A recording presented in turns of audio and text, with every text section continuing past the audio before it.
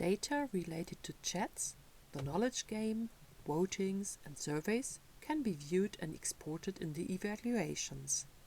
I can filter by user or date. There are multiple tabs with my evaluation results for individual sessions, voting results, audience questions, chat messages, quizzes, knowledge assessments, and surveys. I can view, export, or delete individual entries. For example, I can click on audience questions or my chat messages to delete specific messages. Export options are particularly interesting. I can export all data. When I click on my surveys, I see the various surveys and can view individual records and export them as Excel or PDF. After clicking the PDF export, I can preview and can adjust the view and content of my export on the right side.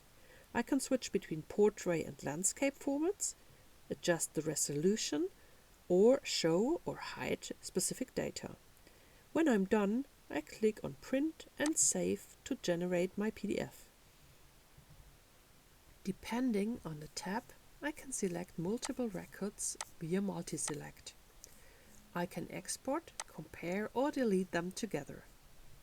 In the case of quizzes, I can not only view the data, but also determine the winner.